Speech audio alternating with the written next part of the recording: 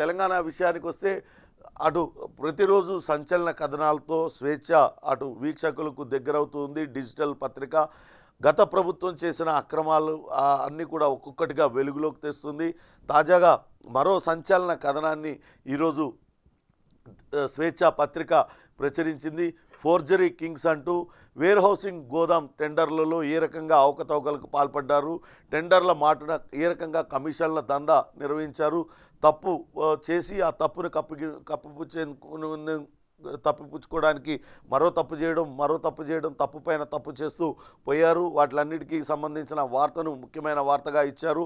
అంతా అప్పట్లో అటు వ్యవసాయ శాఖ మంత్రి, వేర్ హౌసింగ్ శాఖకు ఇన్ఛార్జిగా ఉన్న నిరంజన్ రెడ్డి, ఆయన సింగిరెడ్డి నిరంజన్ రెడ్డి తన అనుచరుల కోసమే ఈ రకమైన అక్రమాలకు పాల్పడ్డారు. అడ్డదారిలో వచ్చి ఆదాయాన్ని లూటీ చేశారు. ఎస్సీ రాధాకృష్ణమూర్తి కమిషన్స్ కోసం తెలిసిన వాళ్ళ దగ్గరే మెటీరియల్ సప్లై చేశారు. ఫోర్జరీ సంతకాలను కప్పిపుచ్చుకునేందుకు ఆరాటపడుతున్నారనే వార్తను ముఖ్యమైన వార్తగా ఇచ్చారు. ఇది ఒరిజినల్ సంతకం, ఇది ఫోర్జరీ సంతకం, రెండు సంతకాలు ఫోర్జరీ చేసి ఇష్టారాజ్యంగా వాళ్ళు అక్రమాలకు పాల్పడ్డారనే వార్తను, వేర్ హౌసింగ్లో రకరకాల అక్రమాలకు పాల్పడ్డారనే వార్తను ముఖ్యమైన వార్తగా స్వేచ్ఛ డిజిటల్ పత్రిక ప్రచురించింది. ఇక మరో ముఖ్యమైన వార్తగా నిన్న ఇప్పటికే ఈ హెచ్ఎండిఏ అధికారి శివరామకృష్ణ అరెస్ట్ అయ్యారు. ఆయన ఒక్కడి దగ్గరే దాదాపుగా 1000 కోట్ల పైగా ఆస్తులను ఏసీబీ అధికారులు కనుగొన్నారు. తాజాగా ఆయన చెయ్యని అవినీతి లేదు, పాల్పడిన అక్రమం లేదంటూ ఒక్కొక్కటిగా వెలుగులోకి వస్తుంది. తాజాగా టీడీఆర్ స్కామ్లో కూడా శివబాలకృష్ణ ఆయన లీలలు బయటపడ్డాయి. కృష్ణకుమార్ అనే మరో ఉద్యోగితో కలిసి ఆయన దందా చేశారు. టీడీఆర్ స్కామ్ ద్వారా 3800 కోట్లు ప్రభుత్వానికి నష్టం జరిగేలా వీళ్ళు వ్యవహరించారు. టీడీఆర్ విలువ తగ్గించి తక్కువ ఫీజులు వసూలు చేశారు. బడా బిల్డర్లకు లబ్ధి చేకూర్చేలా ఫైల్స్ క్లియర్ చేశారు. శివబాలకృష్ణ అరెస్టుతో కృష్ణకుమార్ అమెరికా పారిపోయాడనే వార్తను ముఖ్యమైన వార్తగా అటు స్వేచ్ఛ పత్రిక ప్రచురించింది. మొత్తం మీద సంచలన కథనాలతో స్వేచ్ఛ పత్రిక వస్తుంది. అటు ప్రేక్షకుల ఆదరణ పొందుతుంది. ప్రతిరోజు ఒక సంచలన కథనం. గత ప్రభుత్వం అధికారులు ఏ రకంగా అక్రమాలకు పాల్పడ్డారు, గత ప్రభుత్వంలో కీలక స్థాయిలో ఉన్న నేతలందరూ కూడా ఏ రకంగా అధికారులకు అండదండలు అందించారు, ఏ అవినీతి చేయడంలో అనేది ఒక్కొక్కటిగా వెలుగులోకి తీసుకొస్తుంది. ఇక ఈనాడు పత్రిక కనుక చూసినట్లయితే నిన్న ముఖ్యమంత్రి రేవంత్ రెడ్డి ప్రత్యేకంగా ఈనాడుకు ఇంటర్వ్యూ ఇచ్చారు. దానికి సంబంధించిన వార్తను ముఖ్యమైన వార్తగా ఇచ్చారు. కేసీఆర్ శకం ముగిసింది, బీజేపీ బీఆర్ఎస్ అధినేత మోడీ ఇద్దరివి అప్రజాస్వామిక విధానాలే, లోక్సభ ఎన్నికల్లో రాష్ట్రంలో అనూహ్య ఫలితాలు రాబోతున్నాయి. కాంగ్రెస్ పార్టీకు 12 నుంచి 14 సీట్లలో విజయం సాధించబోతుంది. ఇప్పటికే బీఆర్ఎస్ను ప్రజలు తిరస్కరించారు. ఇప్పుడు బీజేపీకి అదే గతి పట్టబోతుందంటూ రేవంత్ రెడ్డి అటు ఈనాడు పత్రికకు ఇచ్చిన ఇంటర్వ్యూలో చాలా స్పష్టంగా తన అభిప్రాయాలను చెప్పారు. దానికి సంబంధించిన వార్తను ముఖ్యమైన వార్తగా ఇచ్చారు. దేశమంతా అభివృద్ధిలో సమతుల్యత పాటించాలని కాంగ్రెస్ చూస్తుంది, కానీ ప్రధాని మోడీ అలా కాదు. ఉత్తర భారతం దక్షిణ భారతం మధ్య తేడా, హిందూ ముస్లిం మధ్య తేడా, ఈ విభజన రాజకీయాలతో ప్రయోజనం పొందాలని చూస్తున్నారంటూ తీవ్రస్థాయిలో విమర్శించారు. ప్రతి మందుకి ఒక ఎక్స్పైరీ డేట్ ఉన్నట్లే రాష్ట్రంలో కేసీఆర్ కూడా ఎక్స్పైరీ డేట్ వచ్చింది, అందుకే ఆయన హయాం ముగిసింది. ఇక ఆయన ఏం చేసినా ప్రజలు నమ్మరు.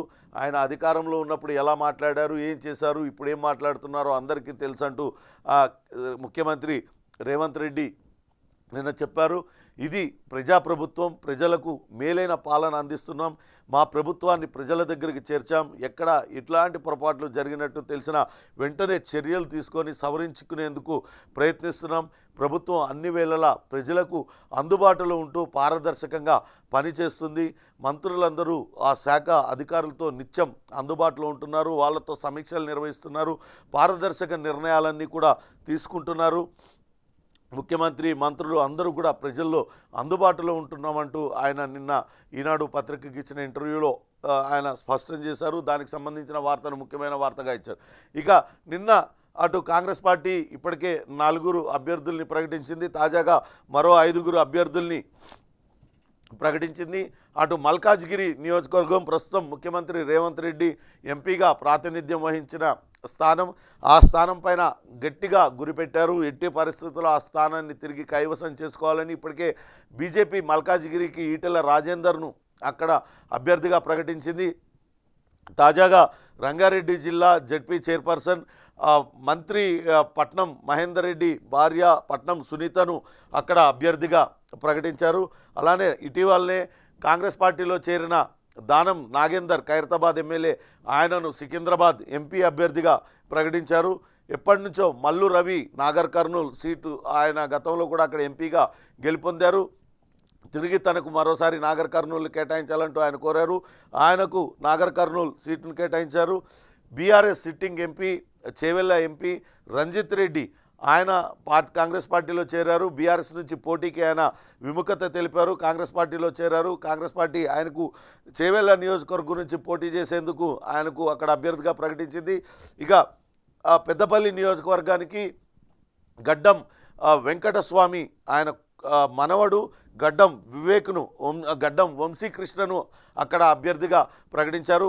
గడ్డం వివేక్ వెంకటస్వామి కుమారుడు గడ్డం వంశీ ఆయనను పెద్దపల్లి ఎస్సీ రిజర్వ్డ్ నియోజకవర్గం నుంచి ఆయనను ఎంపీ అభ్యర్థిగా నిన్న కాంగ్రెస్ పార్టీ ప్రకటించింది. ఈరోజు మరొక జాబితా కూడా వచ్చే అవకాశం ఉంది. మరికొంతమంది పేర్లు కూడా అటు ప్రకటించనున్నారని తెలుస్తుంది. ఇక ఆంధ్రజ్యోతి కనుక చూసినట్లయితే కేజ్రీవాల్ అరెస్టే ముఖ్యమైన వార్తగా ప్రచురించారు. అవినీతి కేసులో అరెస్ట్ అయిన అవినీతి వ్యతిరేక ఉద్యమకారుడు ఆయన నిజంగా కూడా చాలా కీలకంగా అవినీతి వ్యతిరేక ఉద్యమంలో ఆయన కేజ్రీవాల్ పాల్గొన్నారు. ఇప్పుడు కానీ అవే అవినీతి ఆరోపణలతో ఆయన అరెస్ట్ కావడం సంచలనం సృష్టిస్తుంది. రాజకీయాలలో పెద్ద ఎత్తున చర్చ జరుగుతుంది. ఇక నంబర్లు ఇచ్చేసామంటూ అటు సుప్రీంకోర్టులో ఎస్బీఐ చైర్మన్ అఫిడవిట్ దాఖలు చేశారు. గతంలో అసమగ్ర సమాచారం ఇవ్వడం పైన సుప్రీంకోర్టు ఎస్బీఐ పైన తీవ్రస్థాయిలో ఆగ్రహం వ్యక్తం చేసింది. దాంతో దిగివచ్చిన ఎస్బీఐ వాళ్ళు మొత్తం అన్ని వివరాలను కూడా అటు ఈసీకి సమర్పించింది. అదే విషయాన్ని అఫిడవిట్ రూపంలో కోర్టుకు కూడా తెలిపింది. బీఆర్ఎస్కు ఒకే రోజు 268 కోట్ల రూపాయలు వచ్చాయంటూ ఆ ఎన్నికల బాండ్ల వివరాలు కూడా ఇందులో పేర్కొన్నారు. ఏ పార్టీకి ఎన్నెన్ని బాండ్లు కొనుగోలు చేశాయి ఆ సంస్థలు అనేది ఒక లాటరీలు నిర్వహిస్తున్న వ్యక్తి, అట్లనే ఆన్లైన్ గేమింగ్లు నిర్వహిస్తున్న వ్యక్తులు కూడా పెద్ద ఎత్తున ఆ సంస్థలకు ఈ పార్టీలకు రాజకీయ పార్టీలకు విరాళాలు ఇచ్చారనే వార్తను కూడా ప్రచురించింది. ఇక హోలీలోపు అభ్యర్థుల ప్రకటన ఉండబోతుంది. ఇక్కడ నా గెలుపుతోనే కేసీఆర్ పతనం ప్రారంభమైందంటూ రేవంత్ రెడ్డి చేసిన వ్యాఖ్యలను ముఖ్యమైన వార్తలుగా ఇచ్చారు. నిన్న రేవంత్ రెడ్డి పార్లమెంటరీ కార్యాలయంలో జూబ్లీహిల్స్లో ఆయన నివాసం వద్ద ఉన్న పార్లమెంటరీ కార్యాలయంలో ఆయన మల్కాజ్గిరి నియోజకవర్గ సమావేశాన్ని నిర్వహించారు. సమావేశంలో మల్కాజ్గిరి అభ్యర్థి సునీత మహేందర్ రెడ్డి కూడా పాల్గొన్నారు. ఆ సందర్భంగా ఆయన చెప్పారు, హోలీలోపు అభ్యర్థుల అన్ని నియోజకవర్గాలకు 17 నియోజకవర్గాలకు ఇప్పటికే 9 నియోజకవర్గాలకు అభ్యర్థుల ప్రకటన పూర్తయింది. మిగతా నియోజకవర్గాలకు కూడా అభ్యర్థుల ప్రకటన పూర్తయిపోతుంది. తాను కొడంగల్లో ఓటమి పాలైన తర్వాత మల్కాజ్గిరిలో తాను ఎంపీగా గెలిచాను. నా గెలుపుతోనే కేసీఆర్ పతనం ప్రారంభమైంది. అక్కడ ఖచ్చితంగా తిరిగి మరోసారి విజయకేతనం ఎగరేయాల్సిందేనంటూ ఆయన నిన్న వాళ్ళతో మాట్లాడిన మాటలను ఆ నియోజకవర్గ సమావేశంలో మాట్లాడిన మాటలను ముఖ్యమైన వార్తగా ఆంధ్రజ్యోతి ప్రచురించింది. ఇక సాక్షి పత్రిక చూసినట్లయితే కేజ్రీవాల్ అరెస్టుతో పాటు అటు కాంగ్రెస్ పార్టీ తెలంగాణలో మరో 5 అభ్యర్థులను ప్రకటించింది. వాళ్ళకు సంబంధించిన వార్తను ముఖ్యమైన వార్తగా ఇచ్చింది. ఇక నిన్న కేసీఆర్ వరుసగా బీఆర్ఎస్ నేతలతో భేటీలు అవుతూ ఉన్నారు. పార్టీలో ఉంటేనే మంచి భవిష్యత్తు ఉంటుంది, ఇప్పుడు పార్టీ నుంచి అందరూ కూడా వెళ్ళిపోతున్నారు, అటు ఎవరిని కూడా నిలువరించలేని పరిస్థితి ఉంది, కాబట్టి ఆ పార్టీలో ఉండండి, మీరందరూ కూడా రాబోయే రోజుల్లో మీ అందరికీ కూడా ఉజ్వలమైన భవిష్యత్తు ఉంటుందంటూ వాళ్ళందరికీ నచ్చజెప్పే ప్రయత్నం బీఆర్ఎస్ అధినేత కేసీఆర్ చేస్తున్నారు.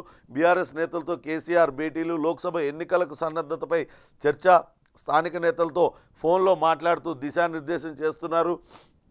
హోలీ తర్వాత మిగతా 6 స్థానాలకు అభ్యర్థులను ప్రకటిస్తామంటూ అటు కేసీఆర్ చెప్తూ ఉన్నారు. కానీ ఎక్కడ కూడా అభ్యర్థులు ఎవరు కూడా సిద్ధంగా లేరు. ఇప్పటికే ప్రకటించిన అభ్యర్థులు కూడా ఏదో నామమాత్రంగా ప్రకటించారు కాబట్టి పోటీలో ఉన్నామంటే ఉన్నామన్నట్లుగా వ్యవహరిస్తున్నారు. కానీ సీరియస్నెస్ అనేది ఆ పార్టీలో లేదు.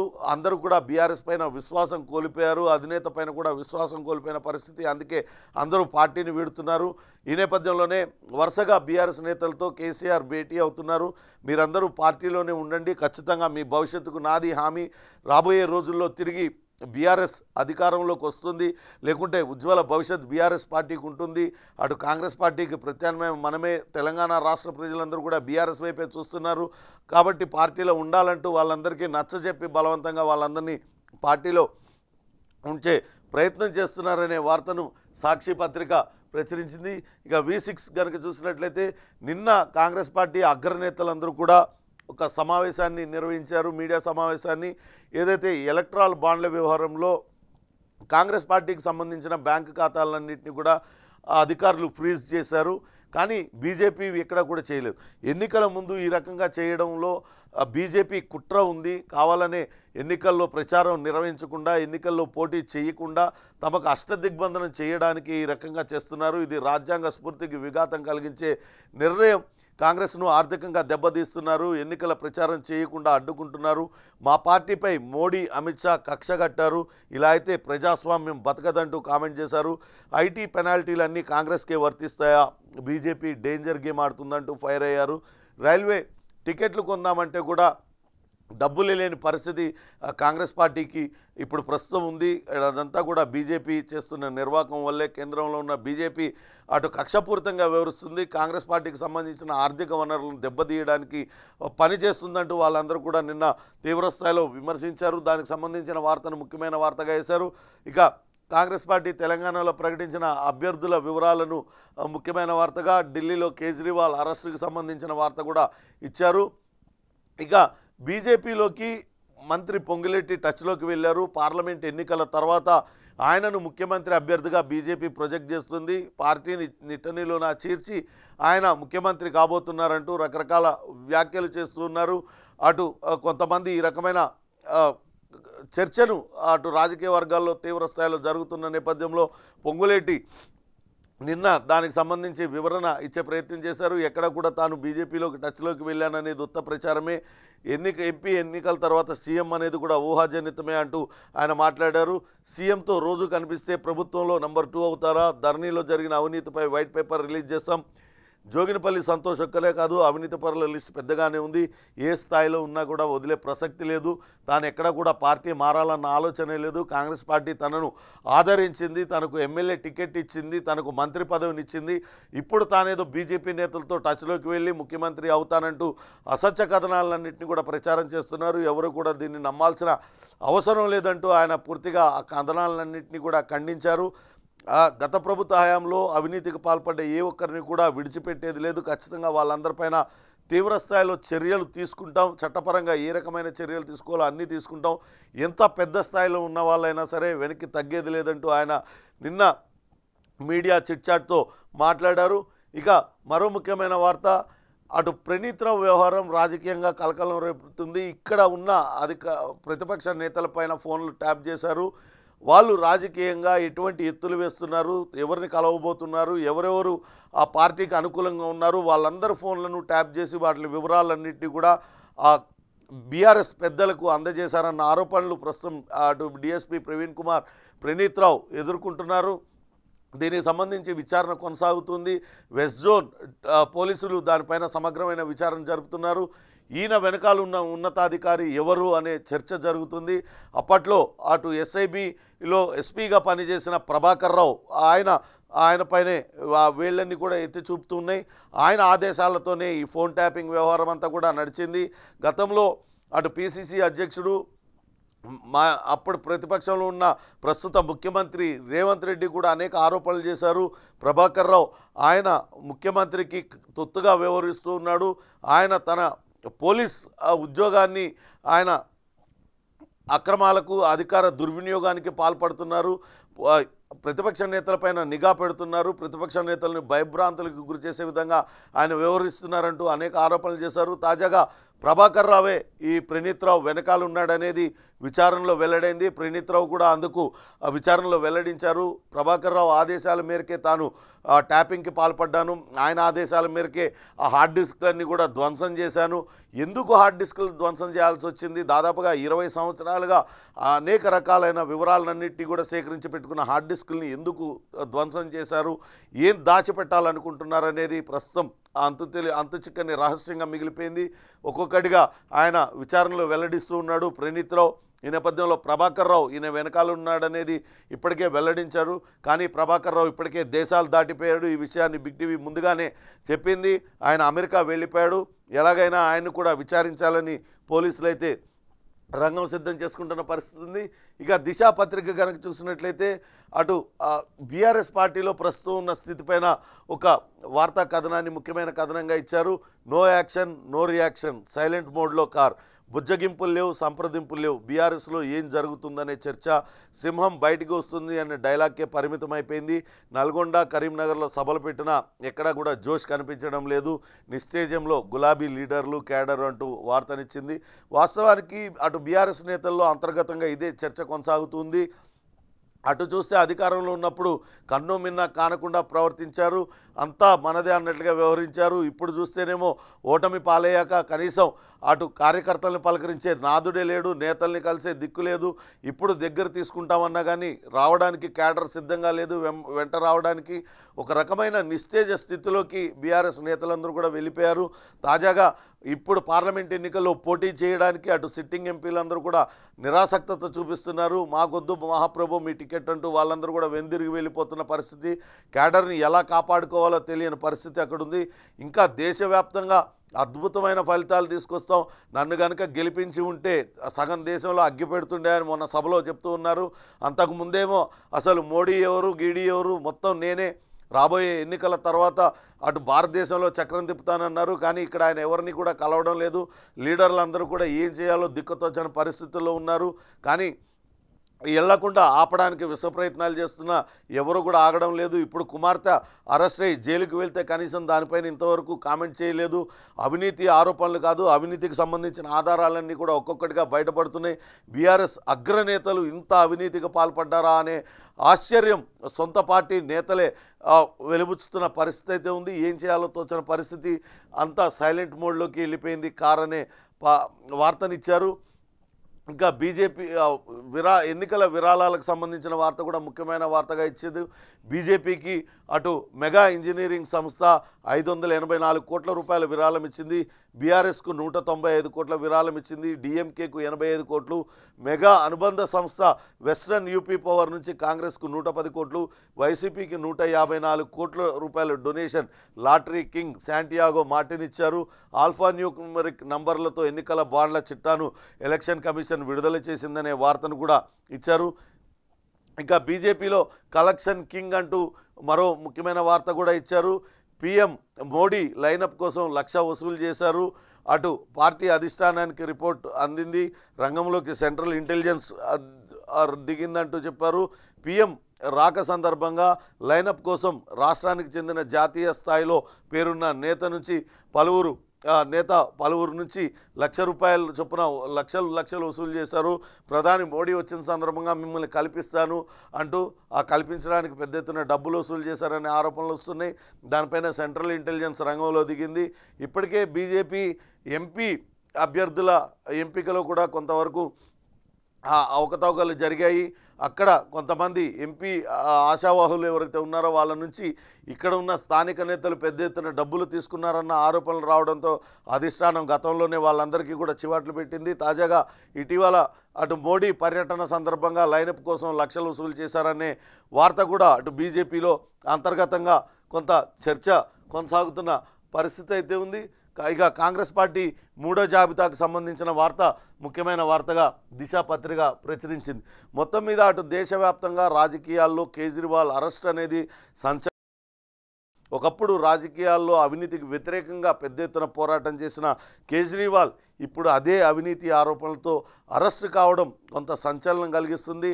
ఆయన ఆ ముఖ్య అనుచరుడు ఆయన మంత్రివర్గంలో ఉప ముఖ్యమంత్రిగా ఉన్న మనీష్ సిసోడియాను కూడా అరెస్ట్ చేసింది. ఆయన కనుసన్నల్లోనే ఇదంతా కూడా జరిగిందంటూ పెద్ద ఎత్తున వార్తలన్నీ కూడా వస్తున్నాయి.